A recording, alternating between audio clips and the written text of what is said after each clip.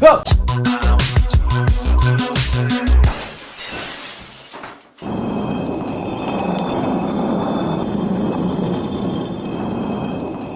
Oh, hey, welcome back. All right, so we're gonna be talking about packs and mics right now. So all the packs, like you saw, were in the bottom drawer, that drawer outside in the drawer. But here are our mics. This is our mic shelf, mostly. And so we have all of our different mics in here. They're already labeled right now, but depending on the show and what the character's doing, you might want to have them have a different mic. So you can either swap the mic pack and renumber it, or just swap the mics around. We have a lot of 1 years, but we do have some 2 years. The 2 years have to go in these because the 2 years are bigger. 1 years go in these because they just kind of slip into it. So let's grab a mic and let's get into it. Which one are we gonna grab? We're gonna grab lucky number 2. We're gonna grab lucky number 2. Transition. Am I stopping the video? No, just walk in. There. Go. Anyways, all right, I can teleport, by the way, if you didn't know that. Once you become really good at tech, you can start teleporting. It's kind of a level 20 thing. I don't know what level you are. But anyways, we have our mic number 2. And so mic number 2, we're gonna use pack number 1 because nothing makes sense in this world. All right, so you just whoosh, rip it open. Pokemon cards. Oh, dang it, I got a mic. All right. You plug it in. So you plug it in. Boop.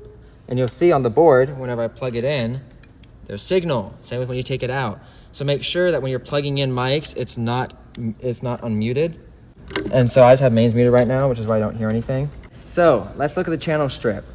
At the top, it goes from the top all the way to the bottom. Top, all the way to the top to the, oh, what did I just hit? Anyways, so now we have the preamp, that means before if you are a Latin scholar. I actually don't think that's Latin for anything. So when I tap on the mic, you get signal. Oh my goodness, it's magic. So the first thing you want to do when someone puts on a mic is have them get their levels. And so when they're talking, you can adjust the gain up. You see that makes it go higher, or down, that makes it go lower. So you want to have it at a good point where it sounds okay in the speakers. I usually set the fader to unity, which means 0. So that when this is at 0, this is at a good volume. And so the gain's also right here if you want to, that also changes the gain. And so that's about the first thing you want to do. You want to get the bass level. Then next in the line, we have a filter. And so the filter just completely wipes out anything in the shaded area. So this is the frequencies going from 0 frequency, 0 hertz, to 15K hertz. This board maxes out at 15K. I'm used to a 20, but that's fine. You can change the type of slope right here. You see when I change the slope? Ooh, that changes. What? Okay, and so you can just touch screen, so you can just like drag it however you want. Anyways, gate. So the gate is practically when sound will start coming through. So if I'm tapping the mic, you'll see that it's a lot higher. Let me turn this on just to be a bit better. So when I tap the mic, you see if it's below this yellow dot, then nothing will come through. But if it's above, then signal will come through. You see it being pushed down right there. And so this is just in case there's like some hum or like whispering on stage. You don't want that. You can set a very light gate so that whenever the actor actually talks, it comes through. But when they don't talk, nothing comes through. Now to the PEQ. I need to, your filters do show up on this. So PEQ is kind of interesting because you have to kind of shape it to each actor's voice. That takes a lot of time. What I'm going to do when you boot up this show, then there's going to be a preset of stuff. You can kind of just keep it like that unless there's this frequency that you really want to take out. Then all you got to do is just grab the band and take it out. You have the band. If you use 2 fingers, you can then widen it out like that. Or you can use the knobs right here. Or you can hit the first function, and that will change all of these to the 4 bands with their gain, width, and frequency. But you can kind of fiddle around with that. The best way to learn how to do EQ is to do it. You kind of just figure it out as you go. Last, we have the compressor on here. Now, the compressor is just whenever the signal goes above the green, it starts getting compressed. And so instead of just having a flat rate in which it just goes straight up, you can have it go down, and that starts actually taking away signal and taking away volume. So that let's say an actor sneezes. Their sneeze is really loud, usually. I don't know, there's some pretty quiet sneezers. I don't sneeze quietly. You don't need to know that. Anyways, the sneeze will then be compressed, so everyone in the audience doesn't get flown back into last century because it's so loud. It's happened before. I'm actually now 30 because of that. Never use delay. Never use delay. That just freaks out your actors. Because then they'll say something, and then at max 1/3 of a second, it will come back. And so it'll just be delayed, and it really throws off your brain. You cannot say a coherent sentence if there's delay. Which is why it's also good for pranking people. So yeah, if you just want to have fun, then yeah, you can just kind of fiddle with that. Or you want, there's inserts. We don't have any inserts because we don't have money. Yeah. Okay. And so you just gotta follow that same thing for all 18 of these, and you'll be great. Though a lot of this will already have preset stuff, like I said. You can already see there's already some yellow lines to show that I already did some stuff. And so that's really all you need to know for that. Again, it's kind of trial and error. If you get it wrong, the director will yell at you, but hey, that's just part of the job.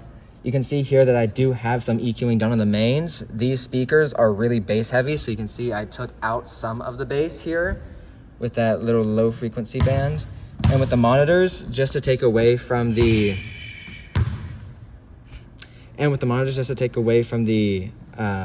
extra sound that's going to be added on the stage, I took out lows and highs, since in this middle range right here is when all the intelligibility is. And so when they're playing tracks, you kind of just want them to hear that, but you don't want to have this bleeding in through their mics as well, since that will create feedback and just a lot of noise that you don't really care about. All to say, I did it. Yeah, tracks. And so monitors, you want to put stuff through the monitors, obviously, but you don't want to put everything through it. And so how do we fix that?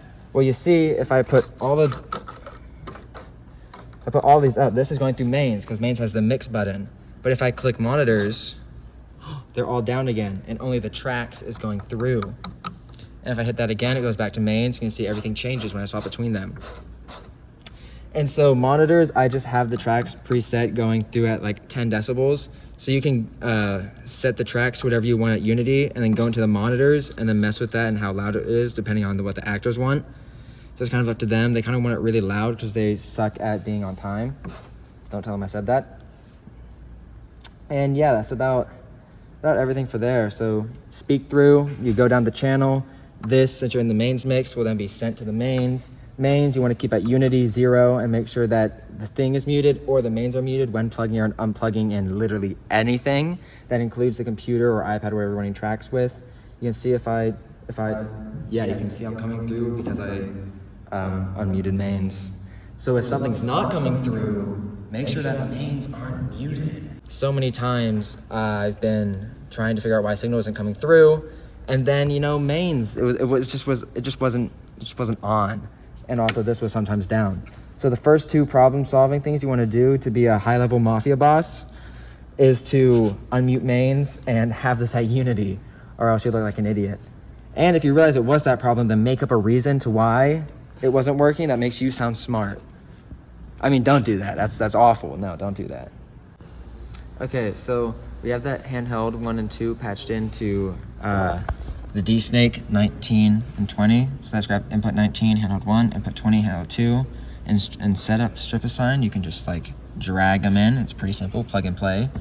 And now they go right there. Now, is handheld 2 working? No, but that's your job to figure out, because I don't want to. All right. Show them the copy and that's paste. just, show them the copy and paste. Yeah. Now they know that there's someone recording. They thought it was a floating camera. All right, anyways, I don't know what just happened there. So copy and paste. I just thought of that myself, actually. I should probably show you what copy and paste is. So you hold the copy button. The screen changes. And so you can just let's say you want to copy this. You hit copy, let go, hold the paste button now, and you can tap it, and now that one has it, or you can just, and now they all have it. And then you can also hit the reset button, and this resets it to its factory default, like that. So that's pretty cool. So that can help if you want to make a mass change, like if my preset sucks for some reason, and you want to make a new one, then you can just set one of them to that, hold the copy, hit copy, and then just boom. All right, anyways, so now we're gonna go to scenes, all right? So scenes is where you can store all your different specific shows if you want to, instead of having to reuse the same one over and over again. Now, what I've just been experimenting on is this theater basic. I have it locked right now so that you can't edit it. But what you can do is once it's selected, go to like a different show and hit store. And so that you can store it, you can name it to whatever show it is. And so then you can manipulate this and rename all these, set specific EQs. And then whenever you're done with the show, instead of having to reset it all to make a different show, you can just go back to the theater basic, and then once you're in there, then store a new show, and everything will set back to the default. So that's just a way to really decrease time. And so we have some soft keys. You see we have tape marking. This is the save button. So let's say you want to save your show. You can just hit 23, and then you can see there, it's stored. And then over here, we have the up, down, and go. So this allows you can see on the board, this is swapping between the different shows that you can choose. And then we have the go button on 9. And so that just goes to that actual show. So that's pretty cool. Because this is locked, whatever changes you make, if you don't save it, then nothing will happen when you reload it. Nothing will be there. Very sad. That happened before. Right before a show, I had all the presets done, and then I forgot to hit store. So then when I went to another scene, they all disappeared. And that was really sad. That was very sad. So hopefully you will make that mistake eventually. But hopefully you don't do it for a while. Or do it immediately, actually. Get that out of the way. That's a good way to cheat the system. All right, and so yeah, those are your scenes. That's how you do that. If you want to have something persist throughout all the scenes, then you have your global safes, and you can just select different things like the soft keys. I made all the soft keys stay, so that if you make changes, if you add soft keys when you go to a different scene, then the soft keys won't become unprogrammed. Like y'all didn't see the first take of this video, but I forgot to actually make that a global save, so when I went to a different scene, they all disappeared. It's kind of sad. So even I make mistakes sometimes. Somehow. All right, anyways, yeah, so scene manager, you have all your scenes. When it's done with the scene, you can hit the delete button, and it deletes it. Yeah. All right, so we're not done, actually. I forgot to say, for this, back in the memory of utility when we first started, back to where we started, I guess, let's go to theater. So you select theater, it should be the show that you're already in. Hit overwrite and yes, so that saves all the scenes. Because you have to make sure to store the scenes and store the show, or else you reload the show and it doesn't matter if you save the scenes because the scenes don't even exist anymore. That hasn't happened yet, and it never will. And a good thing to do is to plug in a USB. Right now there's none. Plug in a USB and copy over the show just in case for redundancy. You can see the USB ports right there. And so you can just plug it in and then copy your show across just in case something happens here. You always have it there. You don't even have to have you don't even have to unplug the USB after storing it. Just keep it there. It's just like a second storage. And yeah, it's pretty messy right now with all these shows, but I'll probably clean that up. And if I don't, then No, you won't. Okay. Yeah, I probably won't. Anyways, yeah.